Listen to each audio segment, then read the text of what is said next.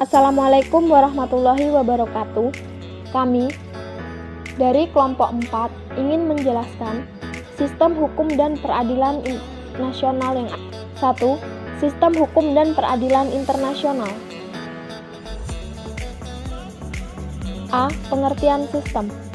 Kata sistem dalam Kamus Umum Bahasa Indonesia mengandung arti susunan kesatuan-kesatuan yang masing-masing tidak berdiri sendiri-sendiri, tetapi berfungsi membentuk kesatuan secara keseluruhan.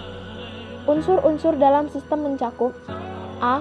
Seperangkat komponen elemen bagian. B. Saling berkaitan dan tergantung. C. Kesatuan yang terintegrasi. D. Memiliki peranan dan tujuan tertentu. E. Interaksi antar sistem membentuk sistem lain yang lebih besar. D. Pengertian hukum. 1. Profesor Myers. Hukum adalah semua aturan yang mengandung pertimbangan kesusilaan, ditujukan kepada tingkah laku manusia dalam masyarakat, dan menjadi pedoman bagi penguasa negara dalam melaksanakan tugasnya. 2. Leon Duguid. Hukum adalah aturan tingkah laku anggota masyarakat, aturan yang daya penggunaannya pada saat tertentu diindahkan oleh suatu masyarakat sebagai jaminan dari kepentingan bersama, dan yang pelanggaran terhadapnya akan menimbulkan reaksi bersama terhadap perlakuannya. 3. Dr. Utrecht. Hukum adalah himpunan peraturan atau perintah dan larangan yang mengurus tata tertib suatu masyarakat dan karenanya harus ditaati oleh. C. Tujuan hukum. Hukum mempunyai sifat mengatur dan memaksa. Tujuan dibuatnya hukum menurut sebagian pakar adalah sebagai berikut. Ada beberapa tokoh yang mengemukakan pendapatnya. Yang pertama ada Subakti. Menurut pendapat yang ia kemukakan, hukum itu mengabdi pada tujuan negara yang mendatangkan atau ingin mencapai kemakmuran dan kebahagiaan pada rakyatnya. Yang kedua, Van Apeldoorn yang mengemukakan pendapatnya. Yang pertama ada Subakti. Menurut pendapat yang ia kemukakan, hukum itu mengabdi pada tujuan negara yang mendatangkan atau ingin mencapai kemakmuran dan kebahagiaan pada rakyatnya.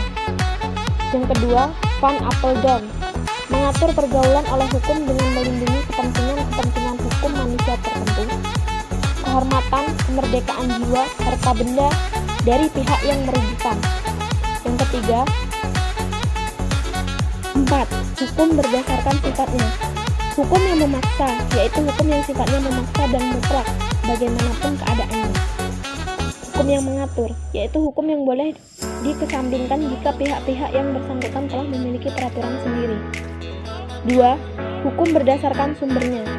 Hukum undang-undang, yaitu hukum yang telah tertera pada peraturan perundang-undangan. Hukum adat, yaitu hukum yang dibuat berdasarkan peraturan kebiasaan di suatu daerah. Hukum traktat, yaitu suatu perjanjian yang dibuat antara dua negara atau lebih dalam bidang keperdataan. Hukum jurisprudensi, yaitu hukum yang dibuat berdasarkan keputusan hakim terdahulu untuk menyelesaikan perkara yang sama. Hukum doktrin, yaitu suatu pernyataan yang dibuat berdasarkan pendapat seseorang atau beberapa orang ahli hukum dan disepakati semua pihak. Jenis-jenis hukum di Indonesia. Secara umum, ada beberapa macam pembagian hukum yang ada di Indonesia.